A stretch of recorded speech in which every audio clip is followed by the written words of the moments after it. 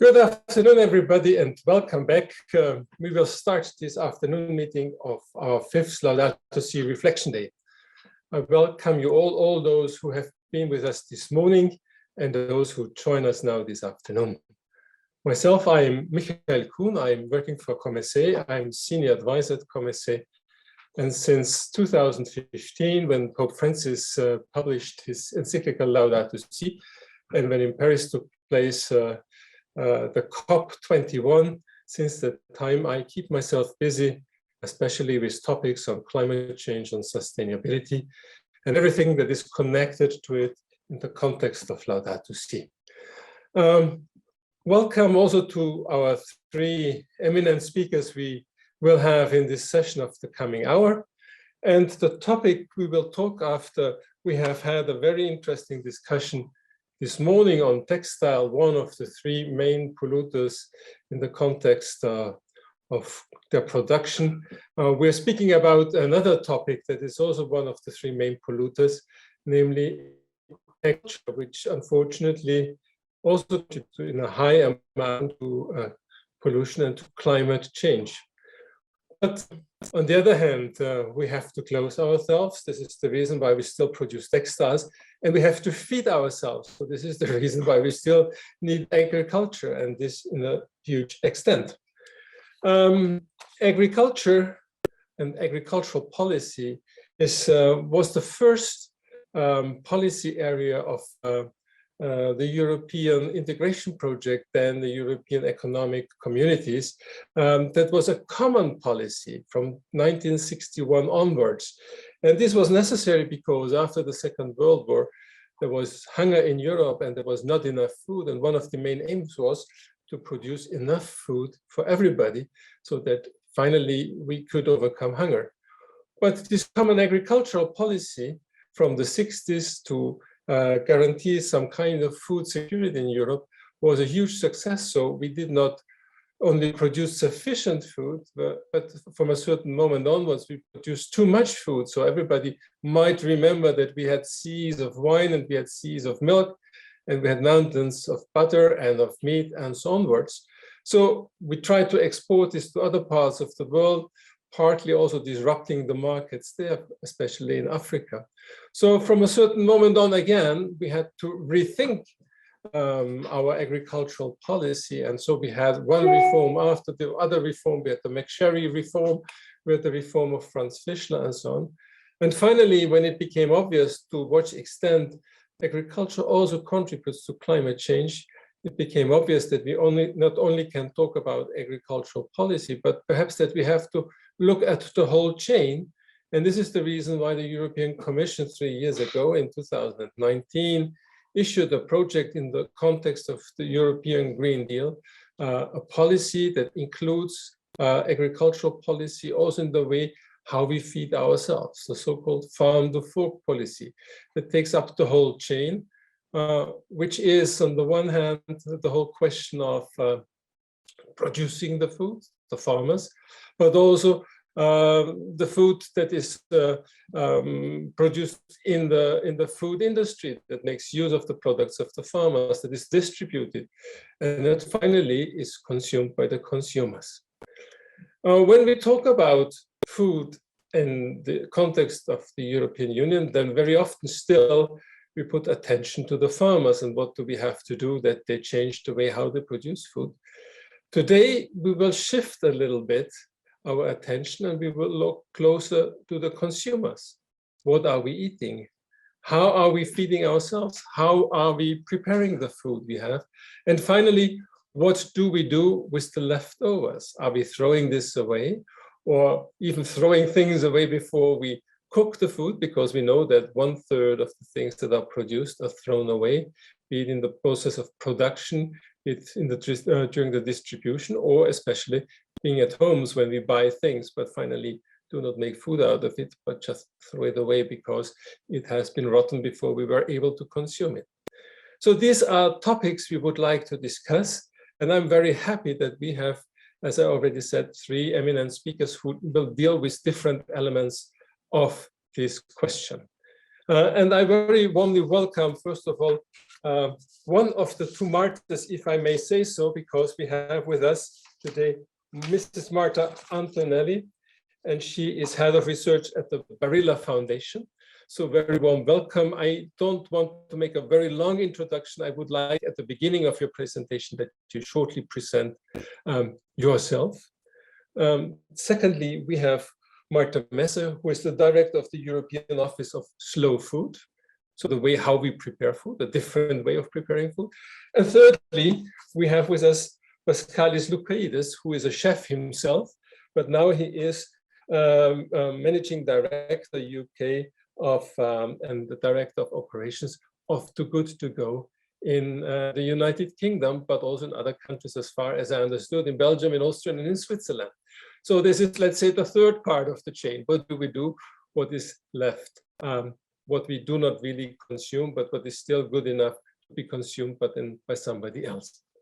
I would like to hand over now to Marta Antonelli with the question, if you could present to us the question of how does the Barilla Foundation try with its ideas, with its policy, try to influence the habits and the behavior of consumers. Thank you very much. Thank you so much, Michael, for the introduction. And I would like to thank the organizers for inviting me. I'm really glad to be here with you and to speak about such an important topic for the future, but also for the present, I would say. So I am an economist.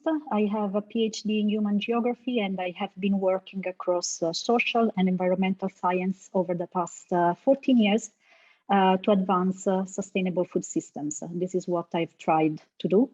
I am head of research at the Barilla Foundation since the year 2020.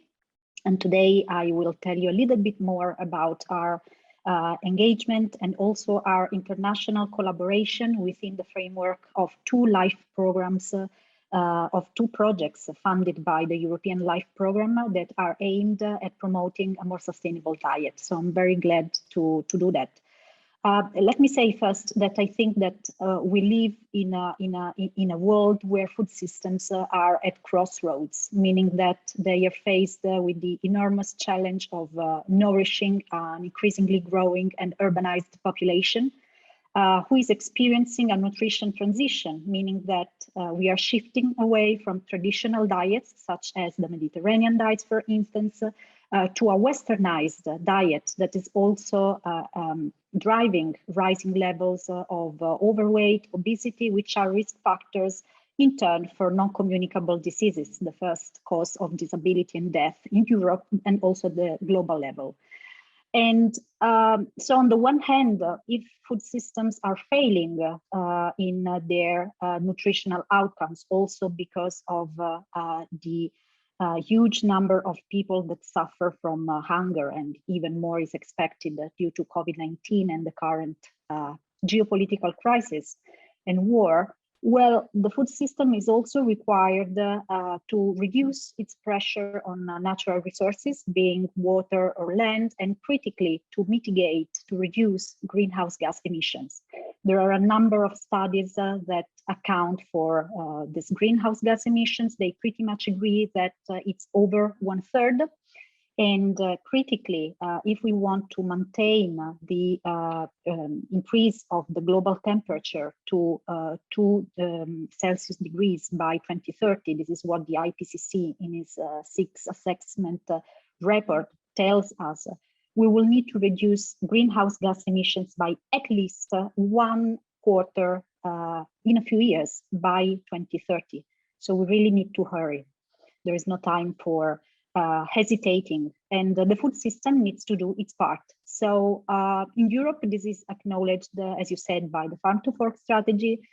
The need is, on the one hand, to help people to be more healthy, to eat more in line with food-based dietary guideline. And on the other hand, the need here is to reduce the pressure on the environment, and therefore consumption, and we as citizens need to be part of this, to be involved in this. So coming to the project, I would like to mention today. So the food sector and food service in particular, and citizens as consumers are the two actors we targeted thanks to the Suitable Life project. So Suitable Life is a European funded project by the LIFE program. It's within the climate governance and information, and the project was aimed at promoting a more sustainable diet in canteens. So we worked in almost 10 canteens in Italy, in the UK. It has been really challenging also due to COVID, as we were found in the middle of the pandemic while running our experiments. So we needed to be a little bit creative, you know, to continue to pursue the aim of promoting sustainable diets. And I just wanted to give you an idea of how we have done that. So first of all, we wanted to leverage on caterers, so on the actors preparing food for canteens and for the university and companies where we worked. And just to give you the level of exposure of this project, we are talking about 7,000 people eating in those canteens. So what we did was educating and training basically the caterers and leveraging on the passion and the willingness of chefs to be game changers. Secondly, we worked on the food environment of the canteen. So we tried to make the canteen a place where sustainable choice could be the easiest one, the default ones for consumers. And that proved to be very, very, very important. Thirdly, we make use of a social media platform, basically to engage people, as well as to provide them with knowledge, but also concrete tips on how to apply the principles of a sustainable diet also in their home place, besides the canteens. And this was very important, especially during COVID. Of course, there are common principles of a sustainable diet, reducing food waste, which is 1/3 of what we produce currently. It was a very important part, as well, also emphasizing the need to have a diet primarily plant-based. And there are also other principles, other common principles. We may come back to that afterwards. I just would like to add that the project ended just a few weeks ago, even if we are still working to make sure that what we have produced can be replicated and scaled up. So there are a number of outputs that are available. These include an open access database, which enables everyone to account for carbon and water footprints associated to meals and recipes. There is also a replication toolkit for canteens, which can independently apply and use the knowledge and the outputs produced within this 3-year project just for their own context. And thirdly, there is a cookbook. So a cookbook that tries to combine taste, so good food, with the need to be to eat more in a more sustainable way and also healthier way. So there are over 200 recipes for which we accounted for carbon and water footprints as well, which are available on the website. And last but not least, I hope to have the chance to tell you more about this. From the lessons learned during the Suitable Life project, we've also had the idea of applying for another life project that has been funded as well, and that has just started in January. This is focusing especially on training chefs to make them not only more aware, but also to empower them with knowledge and tools so that they can be ambassadors of a more sustainable diets in their ecosystem and also with customers. And this project is running right now. It's called Climate Smart Chefs, and I'll be happy to tell you more.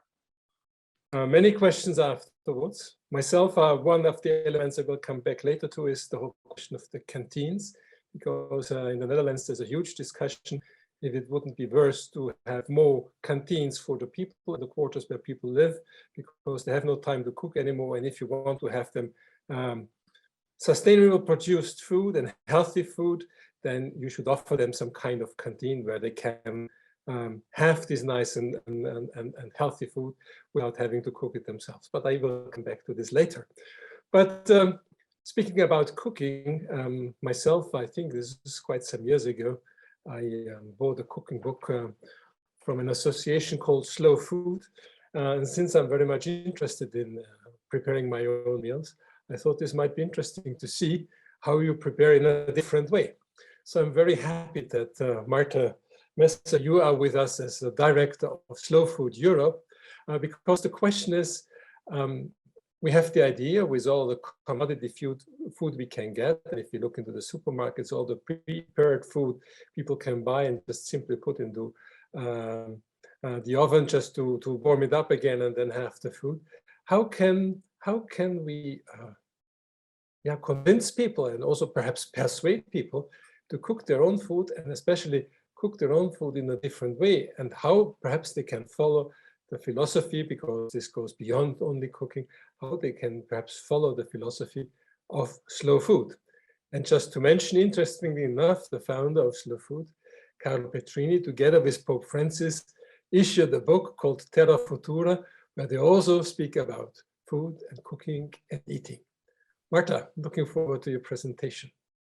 Okay. Thank you so much, Michael, and a pleasure to be here with you today. So for those of you who have not heard of Slow Food before, it's a global food movement that was born over 30 years ago. And it's basically, our mission is to promote everyone's right to food that is good for themselves, good for the planet, and good for the people who grow it. Yes, indeed, Carlo Petrini is close friends with Pope Francis, and to the point that also Carlo Petrini wrote the opening of the Encyclical Laudato Si, because exactly of the connection that our food has with the environment and the wider well-being of our planet. And as you were saying, Michael, we are in challenging times. The reason why Slow Food was also founded was to counterbalance, if you want, or if I can say fight, the trend whereby people are losing the connection to the food they eat and the food they buy. And the disappearance also of traditions, knowledge, and know-how about food. And by traditions, I don't mean we need to go back to the windmills necessarily, even though that's also coming back. But it's about having a connection with this strong, long, historical bond we have with the food that nourishes us and nourishes our communities. And in our view as Slow Food, food is a lot more than what we find on our plate. It's about the seeds that are selected. It's about how they're cultivated. It's about how they're processed. The food is processed. It's about the human connections between farmers and consumers and everyone in between. So it's really a social, economic, cultural, environmental issue. It all goes hand in hand. And it's for that reason that as a food movement, we focus on 3 areas of work, which is defending and promoting food biodiversity, educating and inspiring citizens to take action, and advocating for better policies in the private and in the public sector. So the reason why we're working at these 3 levels is that we believe that change cannot just happen if, say, only consumers change or if only farmers change. We all need to change at the same time. We also see that very clearly if you look in the narrative that is, we hear very often that just recently, just a week ago, the European Commissioner for Agriculture was saying, we're not going to promote less meat consumption, we're following the market indications as to what citizens want to consume. But how are those market indications given? And just this year, we published a paper in collaboration with many other partners on food environments. I'm copying the link to the article that summarizes this paper. And basically the idea is that we cannot just put the responsibility of better food choices on individuals. I think we've all heard about the term food deserts or food swamps. So food deserts are those areas, those parts of towns, like those neighborhoods where there is nowhere where you can buy food. And food swamps are parts of town where you do find food, but it's mostly junk food. So in that sense, a swamp in the sense that you don't find anything that really truly nourishes you. And so we as individuals do not operate in a dreamlike environment where we have the choice, like a real choice as to what we buy. There are many factors that influence what kind of food we buy, starting from the price, but also with the information we have, with the infrastructure, and so with the urban planning, also with social norms and social pressure as to what is considered something modern to eat and so on. So I think this, I find this paper very useful because it recalibrates how we attribute responsibility for the choices that we make as individuals. And it is true that, yes, this does not mean that as individuals we then should raise our hands and say, okay, that's nothing for us. But as I was saying in the beginning, we do believe that if change is to happen, it's going to happen because all of us engage in this change. And so as citizens, there are things we, of course, can do. In some cases, as more than in others, it requires more efforts. But what we're also saying is that we basically vote with our fork. Every single time we purchase food, every single time we purchase a drink, and we do that many times during the day, we vote for the kind of food system we want to see. Now, it was in the presentation of the event, but this indeed the title also of the meeting is about fast food versus slow food. And if you think about the name slow food, it was quite an ingenious idea to call it that way as a movement, because if you think about what fast food is, then I think the idea that comes in our mind is the hamburger, the chips, the fries. I'm not going to say the name of the company, but you know, this food that you can find everywhere, wherever you go, in the same flavor. By now, they've also adapted a bit their strategy. So they're saying we're using local potatoes and, you know, buying from local farmers, but they're reacting to the changing pressure from citizens. Whereas, and that fast food model, it is based on an industrial production model that is based on large monocultures, that is based on standardized products, that is based on standardized flavors. I'm very glad we have a cook with us on the panel. And that is based on basically a profit-making machine that has nothing to do with our environment, with our health, with our knowledge, with our immense palette of flavors and tastes that we have and that we've developed over centuries of years. Slow food, if you flip the coin and you look at slow food, it's the exact opposite. So what slow food is about, as I said, it's right to everyone for good, clean and fair food, good for the people who eat it, the people who grow it, for the environment. And it's based on the idea of promoting food biodiversity. Now, often when we talk about biodiversity, we talk about the birds and the bees, which is a strong indicator of biodiversity, but there is also an immense biodiversity in terms of the varieties of fruits and vegetables and the diversity of breeds that we farm and fish. And that's the diversity that's been shrinking in the last 60 years because the food industry has been concentrating on a few standardized varieties and breeds that are producing standardized products in terms of size, looks, not so much the flavor, really. In some cases, also the flavor. I was talking about the standardization of flavor. And I think the easiest example for all of us to understand what I'm talking about is if you go to a store, what are the 4 kinds of apples you're always going to find? I challenge you to go grocery shopping the next time and see the kind of apple varieties you find. And I challenge you to find somewhere else where you find different varieties. I come from a region, Piemonte, where slow food was born, where we had over 500 varieties of apples. And those have been disappearing. We've lost already hundreds of those. And there are farmers who are trying to keep this alive. And as slow food, we have different projects on the ground to collaborate with these farmers. And again, it's not because it's nice, you know, it's a historical, we're attached to it. It's much more than that. Local varieties that have developed over centuries and adapted to the local climate are also those that are more resistant to pests and diseases. The same goes for animals and breeds. They are the ones who more easily adapt to climate change.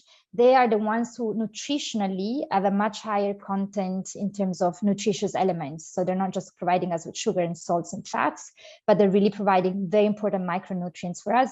And those are the ones where it's been a long historical interaction between human beings, farmers in the first place, breeding and growing these varieties or breeds, and a super long history of processing these foods into something that lasts over many months, if not years. Think of cheese, think of wine. These are products that would go bad after a few days or weeks, but thanks to the knowledge developed over centuries of processing food, you have cheeses that last for years, and there's lots connected to these. And this was all in the logic of not wasting anything. And in the logic of, if I can say, well, agroecological farming. I'm not sure everybody has come across to the term agroecology, but basically agroecology is both a scientific and ecological approach, but it's also a movement. And it's really the idea of working with what our ecosystems are offering to us, starting with the local biodiversity, starting with the local knowledge, and having a closed cycle. So everything feeds back into the system. Nothing is wasted. Manure, I often participate here in debates at the European Parliament where manure, like he said, yeah, it shouldn't be considered waste. Manure was never considered waste by farmers. It has come to have that status nowadays because intensive factory farming is set up in such a way that we are polluting our rivers, our water, our fields, and so yes, it is waste, but it does not have to be. So this is really our vision, and in this sense, it's how do we get people, going back to your initial question, Michael, how do we get people to change, and how do we get, at the end of the day, what we want is a better food system for everyone and a good life for everyone. So the idea here is that, yes, we need to provide individuals and citizens and communities with the tools to be able to choose and develop their food environments. And there are many tools out there. And it is important just not to put the responsibility on the individuals, but to understand that we really need to move different levers. So we need to work together with the farmers, we need to work together with the retailers, we need to work together with the chefs and the cooks, with schools, with educators, with youth, with people of all ages, and only then will we be able to achieve that change. Slow food as a movement indeed encompasses all these different actors, and we're really striving to achieve that change. One thing we are doing this year, post-pandemic, if I can say that, even though we're still not truly out of that, we're gonna reconvene the whole slow food, not the whole slow food network, because that's not possible, but we're gonna have the big meeting of the slow food network and all those interested in food sustainability in Turin at our biannual event called Terra Madre. There will also be online events, and we encourage all of those interested in these issues to tune in and participate, because it's only through the exchange with those who practice in the fields and in the kitchens and in the schools, and also policymakers, that we can achieve the change we envision. Thank you. Yes, to rediscover, when you talk about so many types of apples, then I think this is something we have to rediscover, to just broaden our diet, not to reduce it, but just to broaden it with so many sensations of taste. And you mentioned two other things, and one element was about fast food, and the other about waste. Well, fast food, one of the synonyms of fast food is the hamburger, but the next one who is going to speak, Paschalis Lukaidis, or Pas, as I'm allowed to call him because we know each other for quite some time. Pas owns a hamburger restaurant in London called Cut and Grind, but the hamburger there, I would say, is rather to the philosophy of slow food than of fast food, because first you have to choose the meat you want to have in your hamburger, and then this meat is cut and ground, and then the hamburger is made. So it takes already some time before the hamburger is there, but it is a wonderful hamburger, I can assure you, without making any advertisements for Cut and Grind here. But on the other hand, this is, Pas is also working now for Too Good to Go.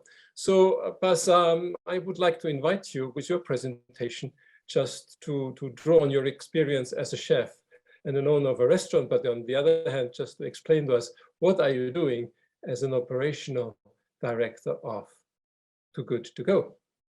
Wonderful. And if you would say with your presentation, the next slide, then Cinzia downstairs, she will move you from slide to slide. That's perfect. Thank you very much. And what an exciting conversation to be part of today. And Marta, both of your talks were quite inspirational, and I hope I've picked up some points from both to try and weave into mine as well. And so I will give a little background, and then I have a couple of slides just to help me express what Too Good to Go is really about. And as Michael said, I have a very mixed background here. So I'm a chef, I'm an engineer.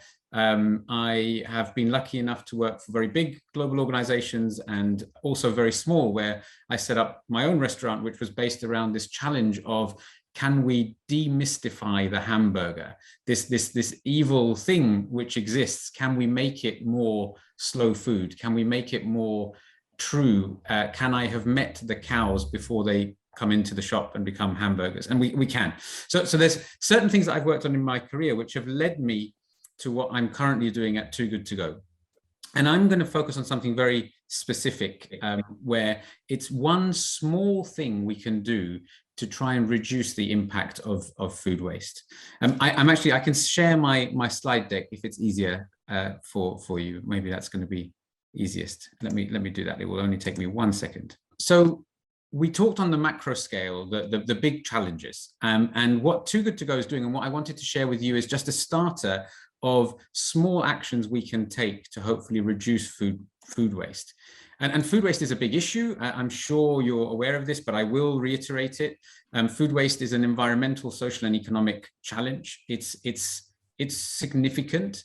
The way that we look at it is we look at it in comparison to the greenhouse gas emission equivalent of the whole aviation industry. In fact, food waste is larger than that in terms of the CO2e impact. It also has huge social challenges. We know that there is hunger.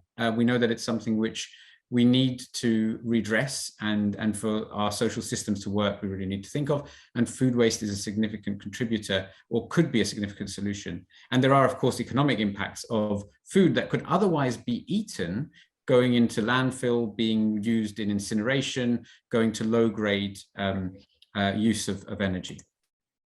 And to give context, what does that mean in a European context? It's 79 tons of food every second going into landfill, going into incineration that could otherwise be consumed. And it seems to me madness that is going on. It's really interesting, Marta, to hear what you've been talking about on the impact of food. It isn't single dimensional. The dimensions of food go across many resources, and here we talk around the labor, the love that goes into food making, also just the human reality of what goes into it. So all of this is going into producing food, of which a third, and actually the most recent data says 40% of the food that is produced is wasted before it can be consumed by humans.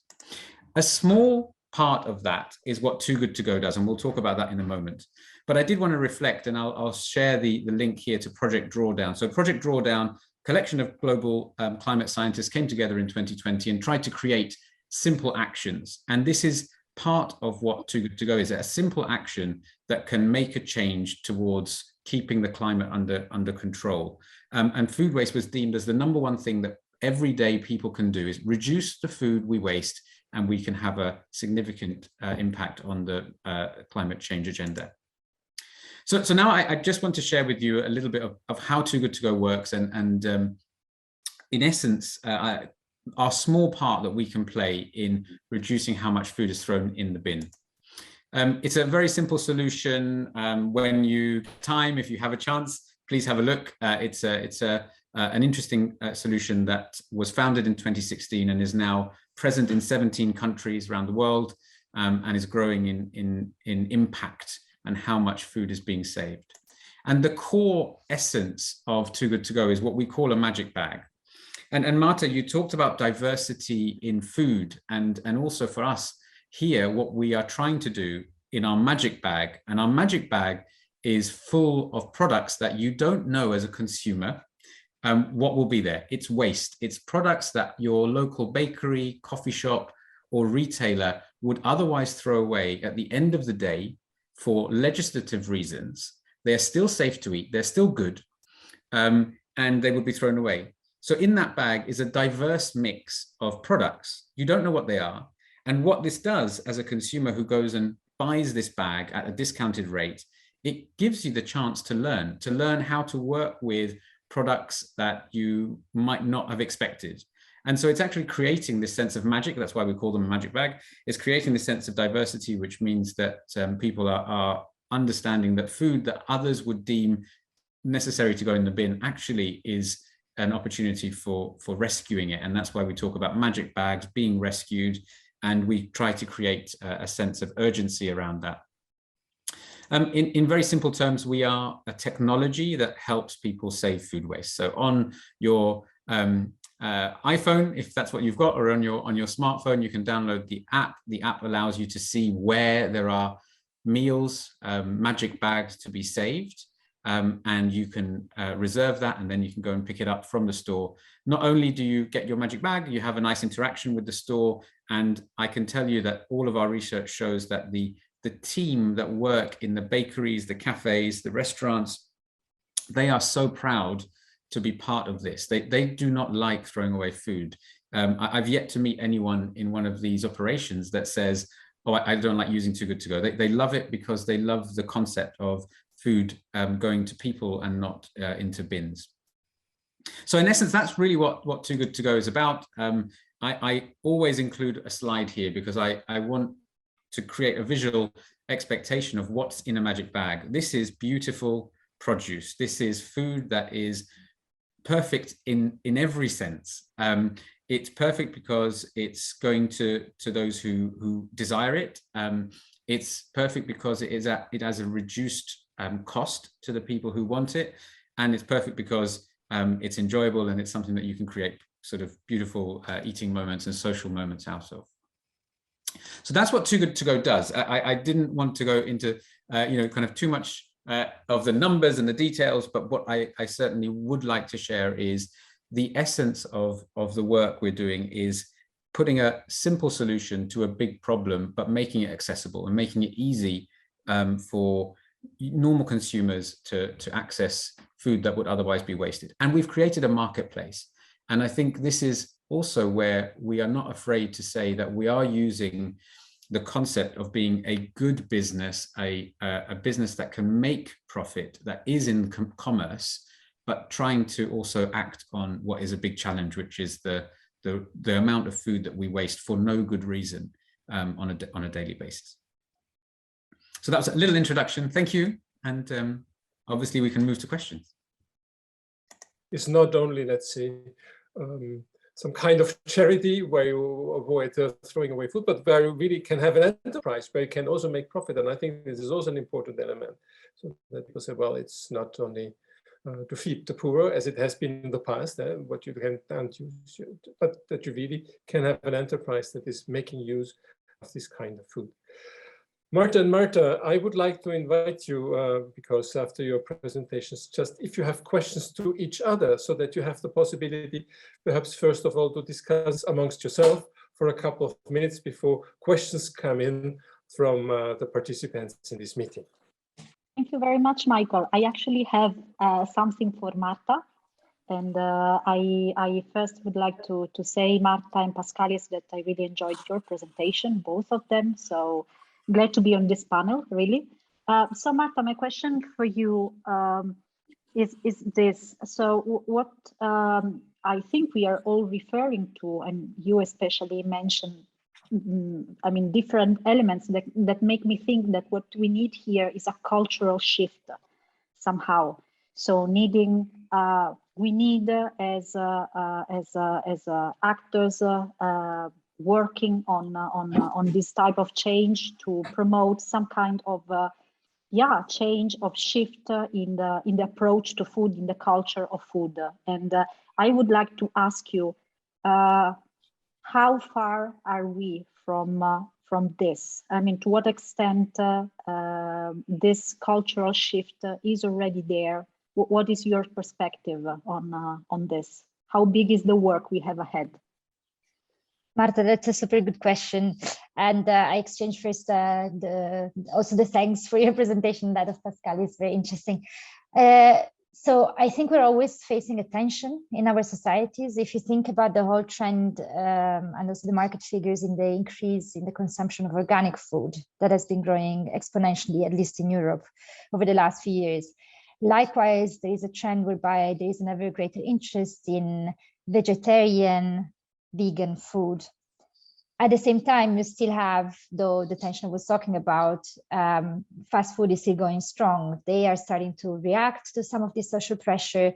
They're starting to react to the fact that young generations, but not all the citizens in general, are more interested about healthy food and sustainability. And so I think we have made some headways. And in that sense, we also have to thank among others, but the Fridays for Future for having given a big push to the sustainability debate. So the sustainability issue is much higher on the agenda, but we're not there yet, clearly. What we see in terms of what companies are saying, multinationals are saying towards the public, like we're buying local, we're working with farmers, we are there for the sustainable future. Once you scratch below the surface, there isn't much change happening. And what's worse is that what we're seeing is that there is often, they're often looking at silver bullet solutions, like easy solutions that promise to solve everything at once. So if you think about GMOs and new GMOs as being a solution to fight climate change.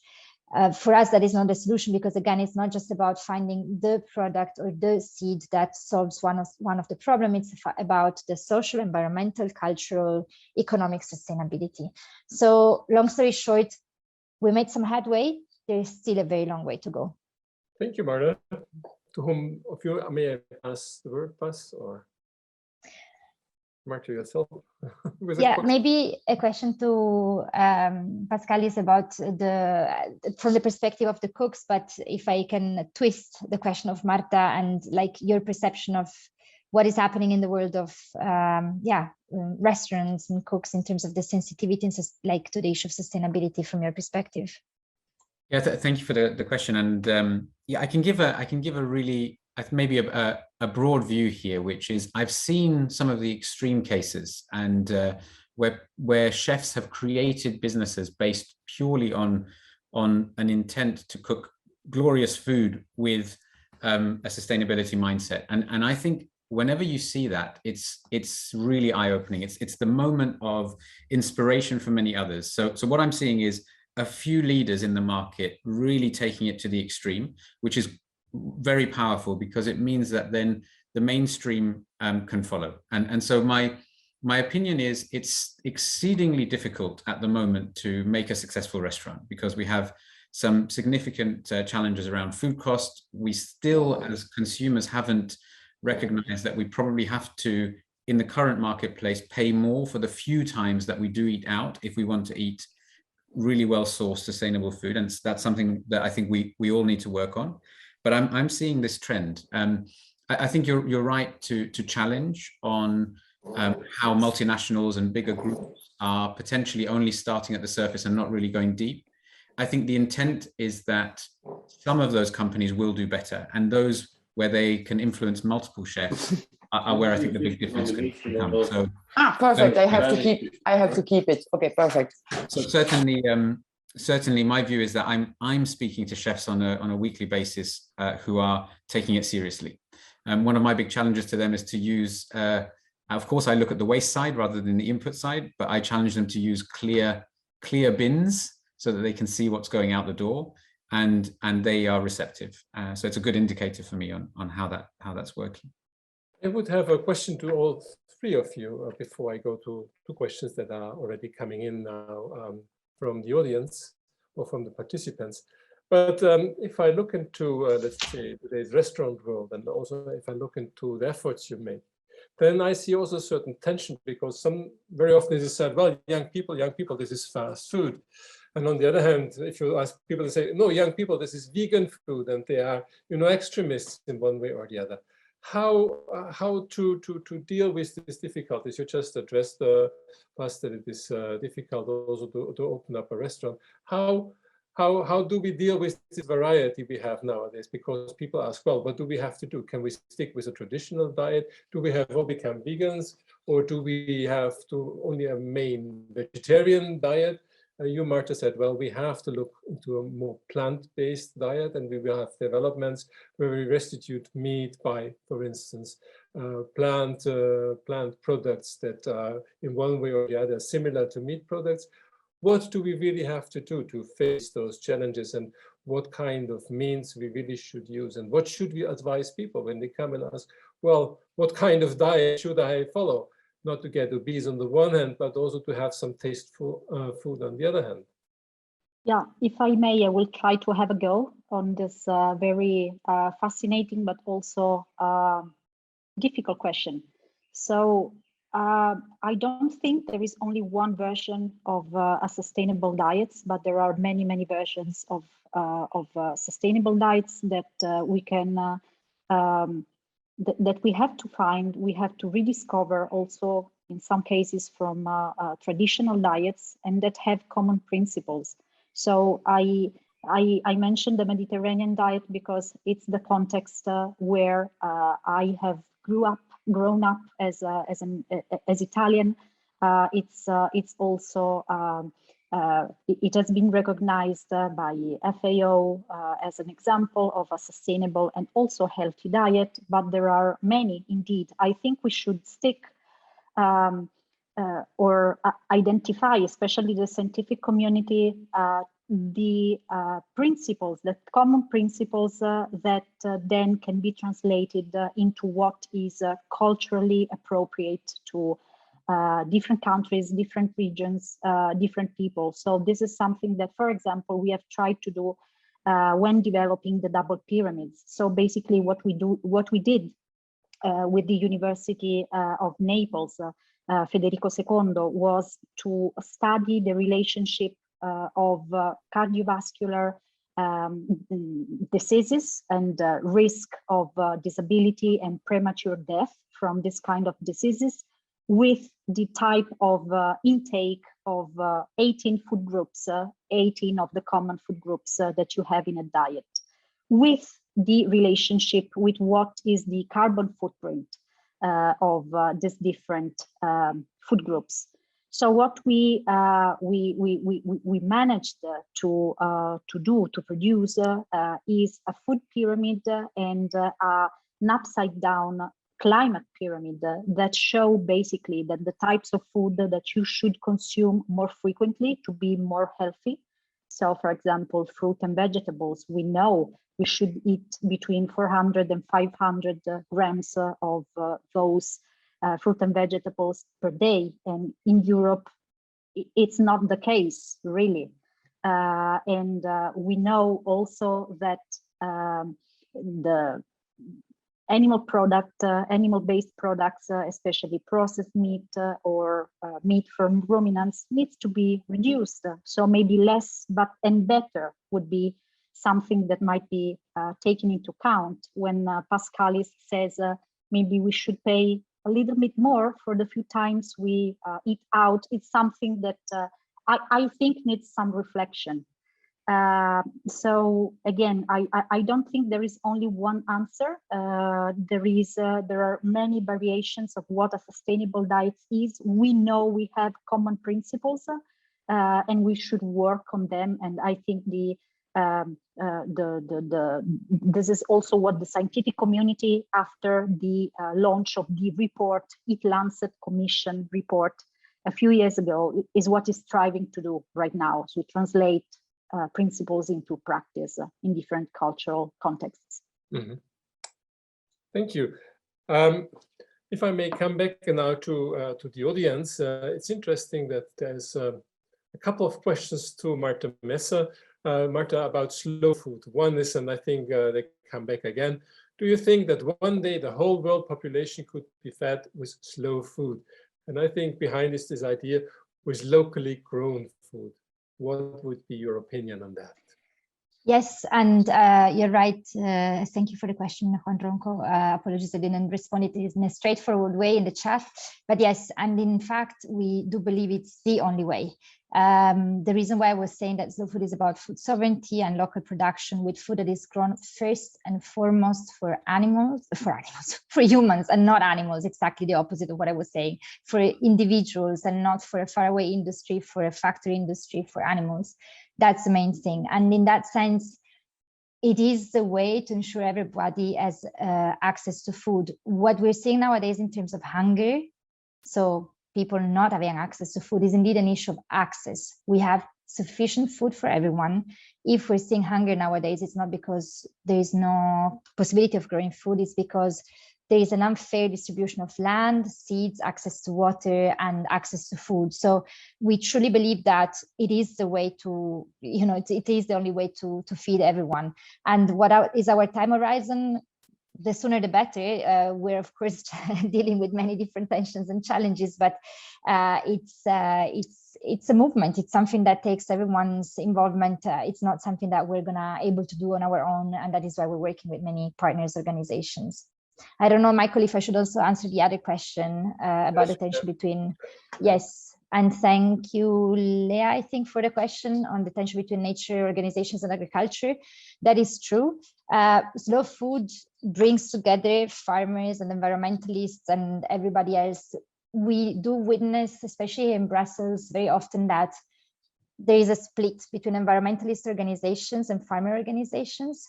And in fact, there are many different kinds of farmers. That is our point. And there are very farmers that are actually keeping our ecosystems going and healthy and sustainable. And then, of course, there are the conventional farmers that are also conventional because they're being supported over the last 60 years by, in Europe, a common agricultural policy that was promoting higher production over sustainability. So it does take time also for these farmers to transition. So if I can say, yes, slow food is a way to overcome this tension, because again, if we want change, that is not going to happen if we're in a fight with one another, but if we all engage in this change.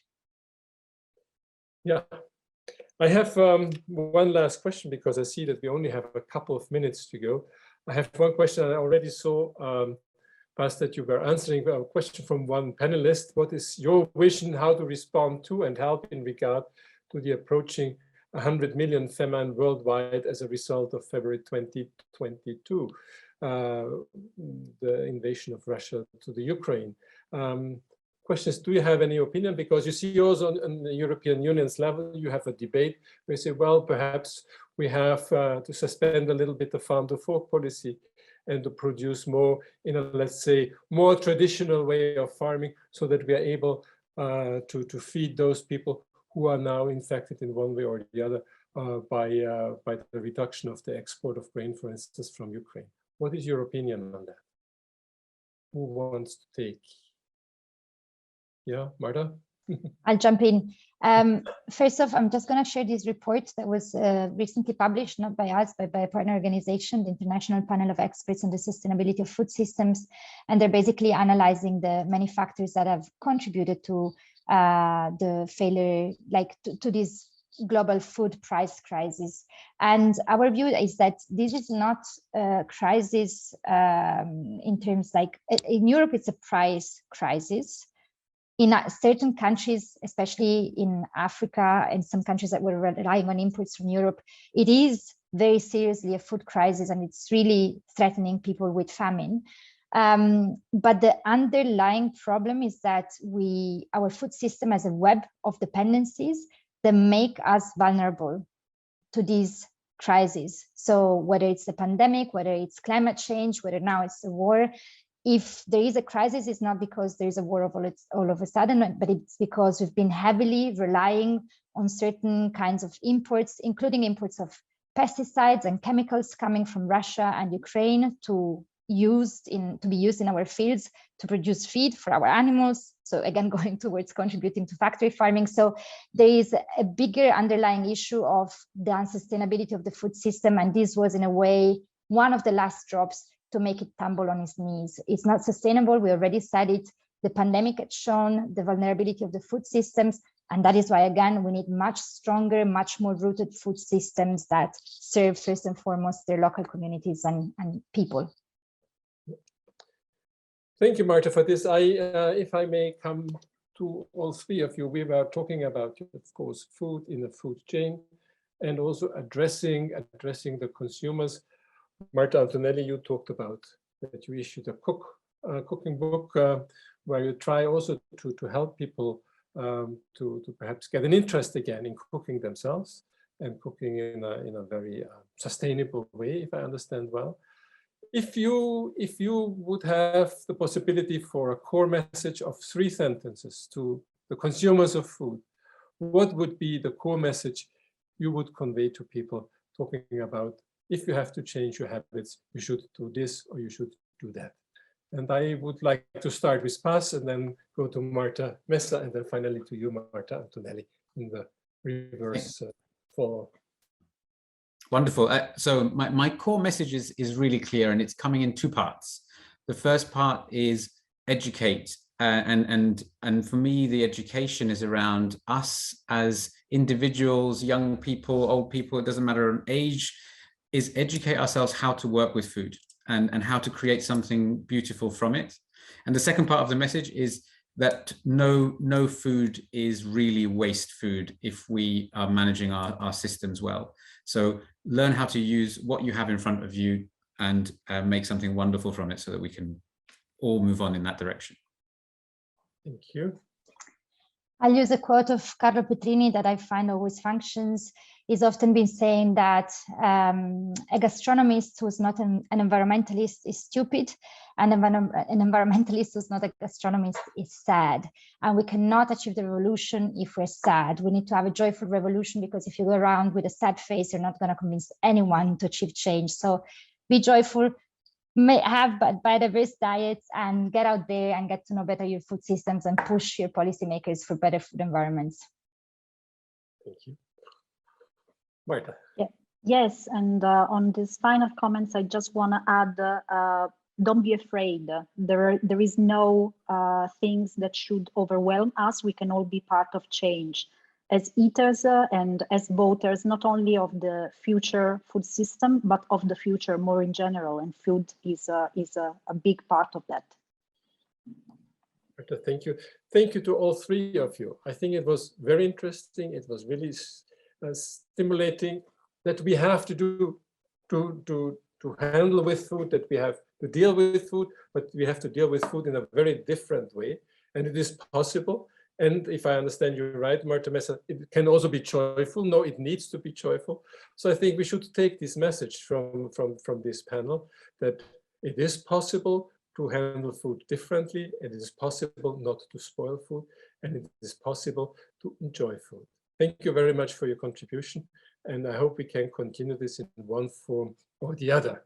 And I now would like to hand over to my colleague, Monika Czajka, who will introduce the next part of this afternoon.